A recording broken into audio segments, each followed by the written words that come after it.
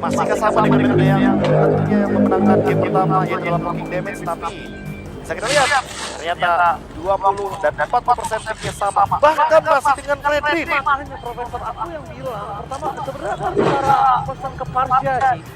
Kalau Parsyanya ini dilepas gitu loh. Oke, Jushin. Aku kan minimal kalau mereka ngomongin Karazusin kali ini kondisinya tinggal geser Pluto, nggak harus pakai roller initiate yang ada di depan. Iya. Hero cover. Karena kalau bahkan anti-sisinya udah ketutup, ya tinggal main itu hero cover yang ada di depan. Dan tadi yang terbuka sangat bebas adalah kita lihat ada kalau misalnya zaman sekarang nggak banyak sih yang berani main dari Kaja. Sebenarnya Kaja kan masih kompeten. Ya balik lagi ya, yang mungkin membawakan di domestiknya itu adalah Onyx ID, Kaja jungler, tapi Kaja junglernya juga harus ada, ya harus ada ini juga, harus ada follow up damage dealer, dan kebetulan dengan Farsha menurutku fine-fine aja kalau untuk dibawakan. Tapi Gatot Kaca, berarti ini menandakan kalau seandainya kita tahu sendiri bahwa memang Virtus Pro sangat-sangat membiarkan Gatot Kaca ini menjadi fleksibel. Dia sangat-sangat memungkinkan untuk bisa dibawakan dari segi EXP, dari segi roamer. Ini nanti akan bergantung kepada pick dari Andoryu. Karena kita tahu sendiri Andoryu sempat membawakan Uranus Jungler di ban. Jadi ada referensi kalau misalkan tank jungle akan dilawan dengan tank jungle juga. Oke, sekarang bicara tank jungler melawan tank jungler sepertinya tidak. Tapi kalau misalnya mereka yang tadi kira akan menggunakan cow, tapi bukan terbalik loh Profesor ya? Iya. Mereka ban ya terhadap cownya, mereka tidak ingin memberikan sedikit pressure terhadap area dari jungle-nya Fredrin. Dan Flash Rage harus berhati-hati untuk beberapa hero. Menurutku salah satunya adalah Cici. Cici sangat bagus di sini untuk Virtus Pro. Dan bahkan itu pegangin Fredrin dengan sangat maksimal. Jushin juga bisa dipegangin. Jushin bisa dipegangin. Nangkep Cici sulit untuk Jushin. Ya, itu dia. Gak worth it. Gak worth it banget untuk ditukarkan. Mungkin bisa ditutup, tapi Hayabusa dulu ternyata untuk Andoryu. Mungkin melihat kemarin beberapa kali Virtus Pro membawakan metode-metode jungler damage dealer memang udah terbaca oleh Advance Range. Mereka ingin memberikan tekanan lagi dan lagi dengan menggunakan tank jungle, tapi please sekali lagi Advance Range mereka harus mengetahui job desk dari tank jungle yaitu lagi invade.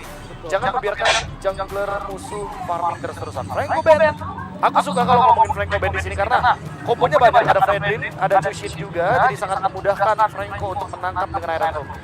Dan bukan hanya Franco saja yang menurutku cukup baik. Ben terhadap Hayabusa ini sangat baik.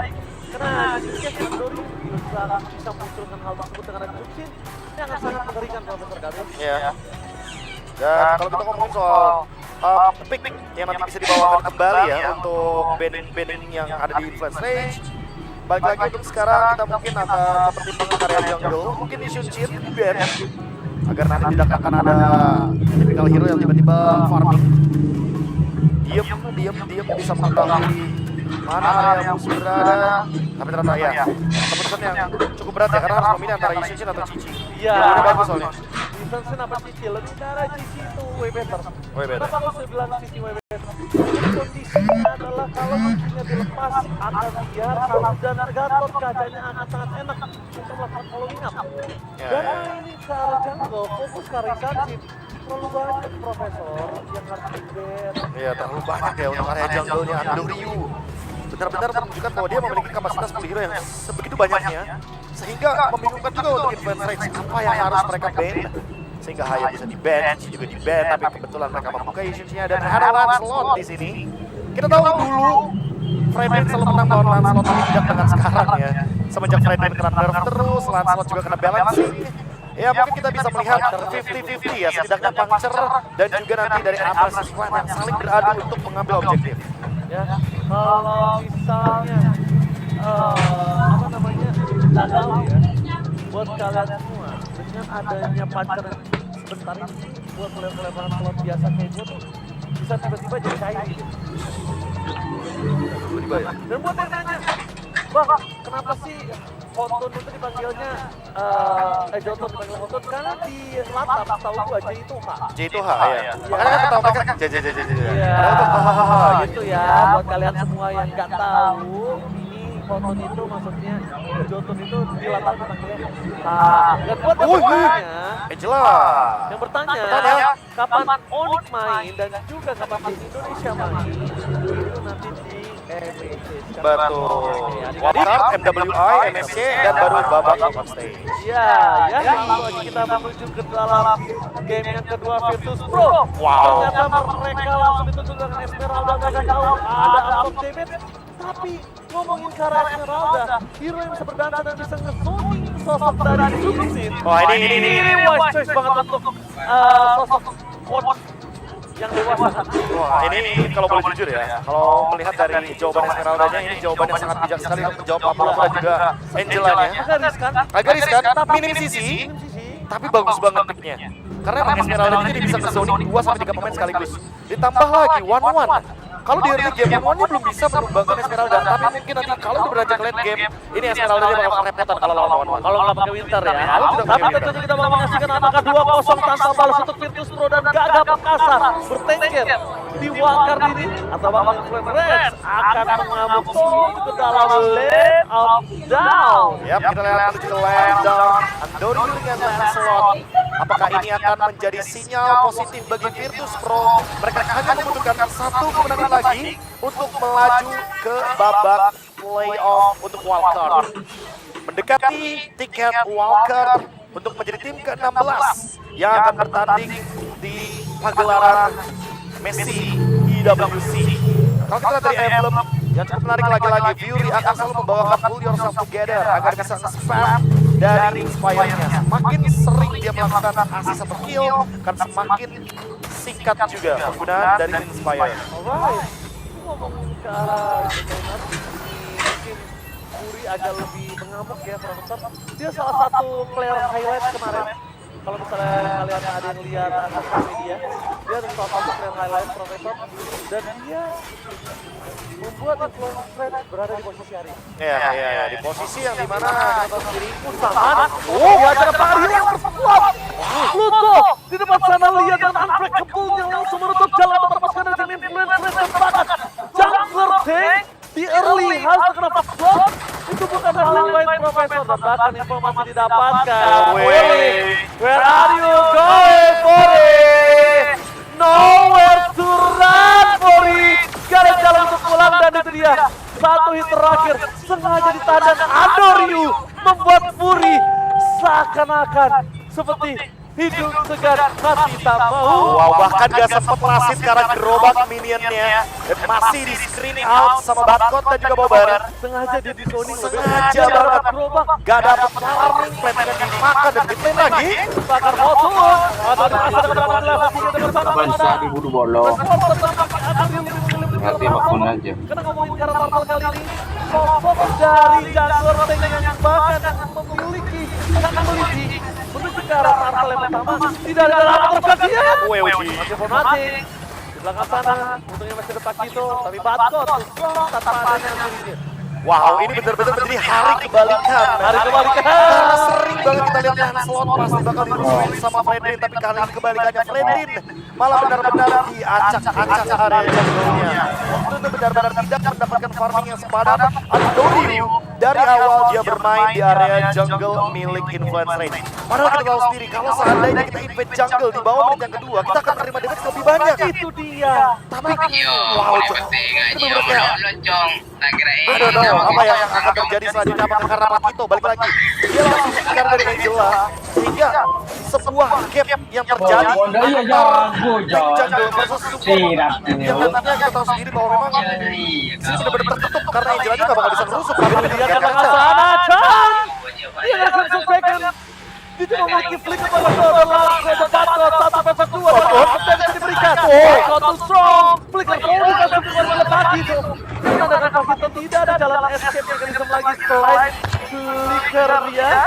Dan tandanya, Fury benar-benar dibuka, dan bahkan itu dia, Hardguard untuk menangkap cara Andoryu, ada seksual depan. Pakito, dia ada komplain, dia ada defense. Batkot belum terlalu kuat dari tutup ke sana. Ada fokus ke arah Sofitan Stranger dan terekorkan. Bahkan Red Clash bisa menutup jalan dan langsung di bawah yang sangat baik. Press swordnya memang keluar, tapi tidak crossbow Oxley gagal. Karena hasil bagi menjadi 2, Profesor. wow, ini sebuah cover yang begitu manis dari Pluto merelakan dari Bobar juga merelakan ruang agar nantinya damage dealer mereka Super Egorka bisa mundur ke belakang. Walaupun ada crossbow tank tapi damage-nya gak bakal cukup di sana. Super Egorka sudah siap untuk recover damage barusan. Dan kalau misalkan teman-teman bertanya-tanya seberapa kuat lapu-lapu, lihat dari top lane Chino bisa solo kill Batkot walaupun dalam keadaan kalah. Ya, karena kalau bisa aku boleh dari lapu-lapu dan dari serangan dari side dan kita ada yang talisman Sangat berat sekali. Dan lihat kali ini dia butuh shotnya dan juga pertama dia akan berada ke arah strike dan Whopper kali yang bisa bertangkap untuk melakukan semua jawaban satu Whopper belum melakukan tapi nampaknya Batkot tidak akan siap dia tidak beri untuk arah pasukan dan defensive Troy berubah dengan Otun bahkan ditutup jalan pulangnya Bakito semaksimal mungkin coba untuk menjemput tapi nampaknya Otun hanya tinggal nyawa saja. ya karena Pakito memilih untuk melaju ke depan dengan Char dan di area mid lane karena Super Egorka mendapatkan base untuk kali ini. Mereka mendapatkan outer turret di bagian mid lane, sebuah struktur yang paling penting untuk bisa mendapatkan keuntungan. Bahkan dihindari dengan Nuri kali ini. Tidak Oh, Batkot! Lagi-lagi crossbow yang akan mendapatkan dia. Dua kali, 2 hari yang berbeda, selalu menyelamatkan. Sangat baik. Wow, Virtus Pro bermain dengan covering fire. Siapapun yang ke depan selalu ada backupnya dan siapapun yang menuju ke belakang tidak akan ditinggalkan secara cuma-cuma. Minimal di backup dan itu yang ingin kita sama Virtus Pro. Jangan tinggalkan teman satu tim kalian. Iya, itu dia. Untuk para armor dan tanker untuk benar-benar membuktikan dirinya adalah salah satu player yang sangat berbakat. Dan lihat Antonio coba sedikit bermain di depan sana karena dia tahu show di arah Rockland itu dua pemain yang sekitar jadi flat jadi ngomong-ngomong sosok Raiden di atas salaman. Wah ini kalau boleh jujur ya melihat gerakan dari teman-teman Influence Rage mereka sudah sangat-sangat bagus sekali. Gold-nya menuju ke 4.000 bagi Virtus Pro dan sekali lagi mengandalkan damage dealer jungler. Jadi semakin lama game berjalan sudah pasti akan menentukan bagi Virtus Pro. Salah satunya winning condition dari Influence Rage adalah Fury. Dan Fury benar-benar tidak diberikan ruang untuk farming. Perfect turtle on the way dari Virtus Pro. Aduh, itu adalah Jadi jalan dengan mereka selama itu kemenangan dari Atrek yang hilang. Ada yang sebenarnya yang bisa bersama menantang beberapa kali dari Virtus Pro menjadi bintang sangat maksimal. Lihat dengan sukses, mereka dapat tertangkap dan tidak pula. Batkot tidak bisa melawan lagi. Kali ini diberikan. Dengan Antonio juga kawan-kawan untuk mempertahankan dan dia akan melihat surprise damage. Fokus pada pelaksanaan Antonio. Kembali tertangkap. Itu dia Sound yang akhirnya menutup jalan dari sosok seorang Lancelot.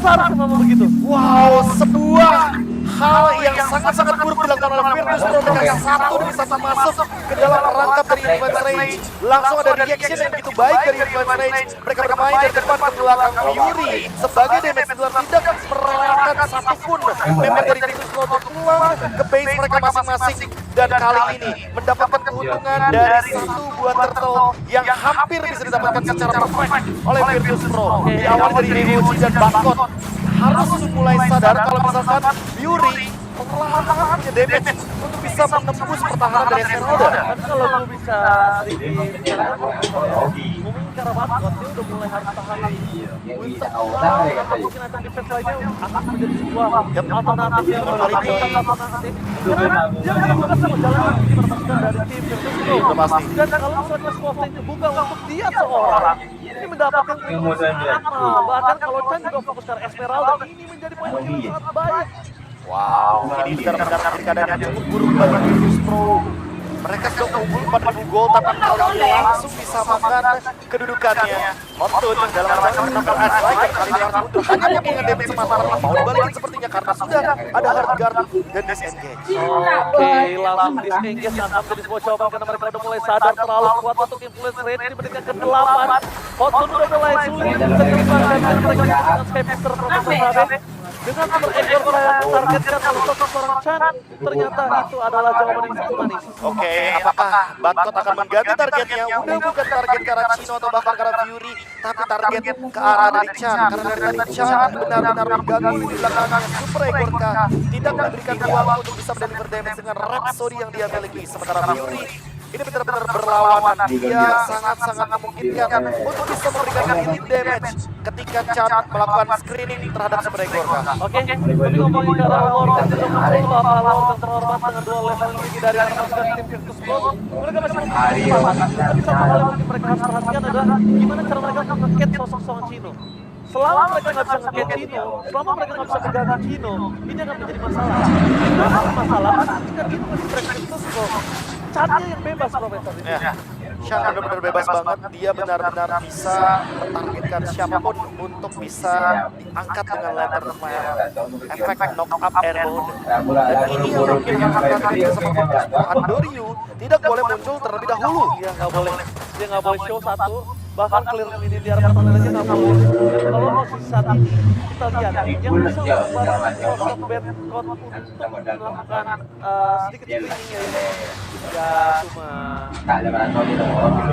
sudah DC sampai situ aja. Rank show dibagi mana? Informasi didapatkan. Oh, udah langsung cepat sana langsung tim Panther Bagas mereka akan dibesarkan utama dilirik dengan Pluto. Mundur tapi damage yang terlalu sakit. Mereka mengharapkan this is 1-1. Captain Fury speaking ready to take over. Flicker korban untuk Pakito masih bertahan aja untuk tidak bakat. Killing free dibimbing oleh pasukan dari tim Investment. Mereka tidak mau melepaskan kesempatan untuk mendapatkan dengan hilang Super Egorka. Ternyata targetnya si para Super Egorka adalah jawaban sangat manis. Memberikan ruang untuk Andoryu muncul di bagian pertahanan sebuah kesalahan yang begitu fatal. Virtus Pro langsung kehilangan banyak sekali kerugian, bahkan termasuk juga dengan Bangkok yang dari tadi gak bisa menahan damage karena apalagi dia belum punya Winter Crown, dia belum punya Blade Armor, dia belum punya item tank lainnya, even hanya sekedar dari Dominance Ice. Tentu sudah jadi dari Dominance Ice, tapi apakah itu cukup karena balik lagi Pluto sering banget tertangkap ketika dia selesai dari KOG offensive. Kayaknya kalau ngomongin dari Pluto yang coba sosok Super Egorka, coba diganti posisi Profesor. Bedcott yang ngekasar, kenapa? Bedcott Chan yang selalu targetnya, itu dia. Absorb damage-nya akan dibutuhkan. Caranya, one-one-nya ultimate ke dia. Iya benar, dua kali kita lihat Chan selalu menargetkan karena dari Super Egorka, tapi masih lanjutkan di area yang lain. Setelah itu mau Chan lagi. Masih mengejar kabar belum mendapatkan target yang optimal sepertinya Lord masih searching di area mid lane. Namun masih ada pasif yang masih bisa dimainkan oleh Virtus Pro. Andoryu muncul sih, dia nggak boleh sembarangan. Dia muncul bahkan bahaya banget. Dan ini dia habis. Hampir aja miss, tapi Honto karena jalan waktu lama dan terselamatkan dan ini finisher. Guys finisher. Kembalikan kemenangan antara squad dan for defensive akhirnya dikeluarkan. Tapi dengan keuntungan mereka yang kali ini mereka melakukan lane management terlebih dahulu Profesor. Hoptun miss dash dan itu yang membuat kali ini Influence Rage harus mundur terlebih dahulu, mengurungkan niat mereka untuk bisa melakukan engage lebih dalam lagi ke area jungle. Sementara lihat apa yang dilakukan oleh Badcott, dia mencoba untuk perlahan-lahan melakukan screen out kembali.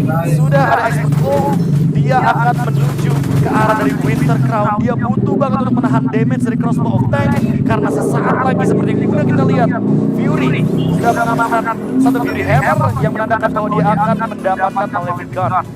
Oke, Profesor KB yang terhormat, kita lihat di sini dengan kondisi saat ini, posisi dari Virtus Pro, mereka sudah punya Esmeralda nanti dengan adanya Winter Crown, itu akan menjadi hal yang maksimal.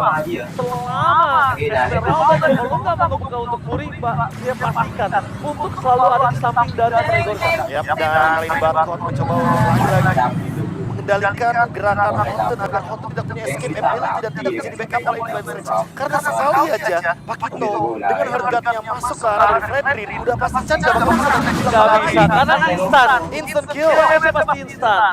Dan kalau bicara Chan, masalahnya dia nggak burst, dia DPS. Memang punya kerat kontrol dan Dino. Oh, di trigger. Akhirnya trigger reflektor sudah dikeluarkan, tapi burst reflektor saja tidak cukup. Karena dia butuh trigger karena lihat Pakito langsung counter crown-nya. Andoryu tidak memiliki satu puncher. Apakah dia bisa selamatkan itu dia puncher terakhirnya?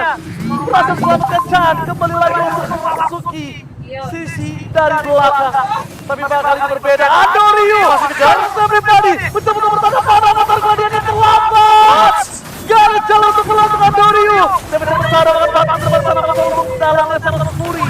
Tapi dengan adanya sosok yang Super Egorka yang free, sebenarnya mereka masih bisa ngedeal damage Profesor dan Pluto. Satu persatu harus melihat utamanya mereka motivasi dan ini dia Patkot akhirnya menjalankan tugasnya dengan baik. Ya, tapi cukup terlambat karena tinggal 3 member dari Virtus Pro yang tersisa dan Patkot akan diganggu terus-terusan dengan dealing damage yang begitu menyakitkan. Ditarik lagi, tidak diberhentikan pressure yang diberikan sama Invaders Rage sehingga Lord bisa diamankan secara gratis oleh Hotun. Menurut aku Andori agak terlalu terburu-buru. Agak greedy banget karena dia kira dia bisa dapetin solo off terhadap seorang one-one ataupun ke arah Angela. Tapi yang dia coba pikirkan adalah gimana caranya lane managementnya diperbaiki terlebih dahulu. Wow. Karena dia punya Lord tadi. Yes, itu dia Lordnya ready dan kita tahu sendiri bahwa memang di sini Fury masih punya Wind of Nature. Sementara backupnya masih terlalu jauh, AOG-nya juga cukup terlambat. Andori mungkin harus memberikan comms kepada teman-temannya kembali, tapi kali ini setup masih dipegang sama Influence Rage. Dan ingat, mereka punya high ground di Vader, mereka punya Partia dari Virtus Pro setup seperti apa yang Fighter! Tentang ada peluang sana meneruskan dia masih dikeluarkan dari Super Eagle ketika dan Influence menunjukkan kualitas permainan mereka memaksa Virtus Pro menuju ke game yang ketiga dan ini Patsana Influence Rage Mania!